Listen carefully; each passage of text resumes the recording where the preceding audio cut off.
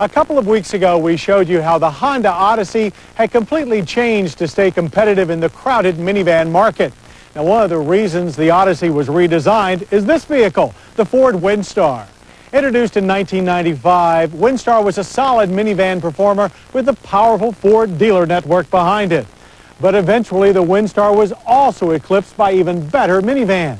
So for 1999, it's time to rethink the Windstar with a fresh breeze of inspiration. And riding on that breeze is a completely redesigned 1999 Ford Windstar loaded with practical ideas and safety features intended to blow the competition away. It also builds upon the Windstar's vaunted safety record as the first minivan to receive 5 stars in the government crash test for both driver and passenger. How? By being the first minivan with available side impact airbags that protect the chest and head. Meanwhile, the new Windstar whistles towards the new millennium with a fresh face that includes new bumpers, headlights, grille, and hood. Down the sides, the body cladding is more smoothly integrated into the new sheet metal, giving the Windstar a still sleeker appearance. That's complemented by the available machine-finished 16-inch aluminum wheels that came on our SEL model tester. Around back, the Windstar gets a more curvaceous liftgate with a larger glass for better rearward visibility. And back here you'll find another minivan first in safety. It's a reverse sensing system in the form of 4 ultrasonic sensors built into the rear bumper. They send out sonar signals to detect objects in the path of the vehicle when backing up.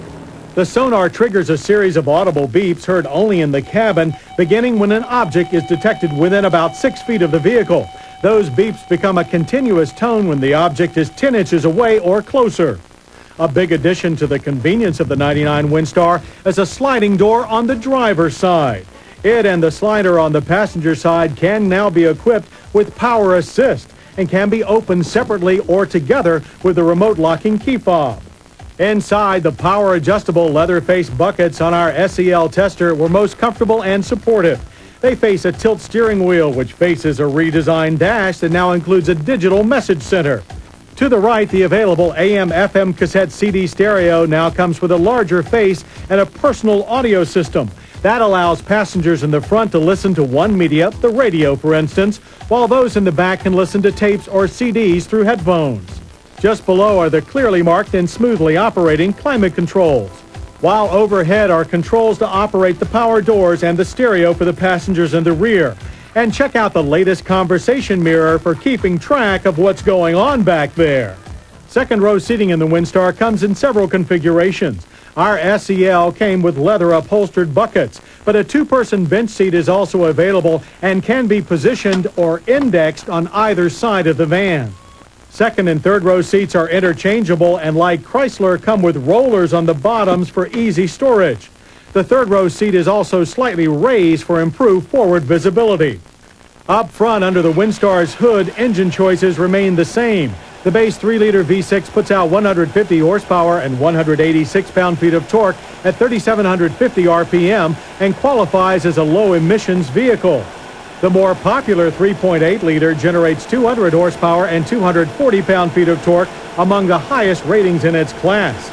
With additional emission controls and computer tweaking, the 3.8 now meets California's strict ultra-low emissions vehicle standard, another minivan milestone for Windstar. Both engines are mated to a silky 4-speed automatic front-wheel drive transmission. It shifted the 3.8's power smoothly down the strip to 60 in 9.5 seconds and on through the quarter mile in 17.2 seconds at 81 miles per hour. Through the slow-speed slalom, our drivers were impressed at the Windstar's near-neutral steering and the way the rear stayed planted despite our best efforts otherwise. The McPherson struts up front and twist beam axle in the rear, along with coil springs and gas shocks at each corner, continue to provide Windstar with true car-like handling. Help further in 99 with a 33% increase in torsional stiffness and a 25% improvement in bending strength. And although we prefer disc all around, the front disc rear drum ABS-equipped brakes did a fine job of bringing us down from 60 miles per hour in a stable 136 feet.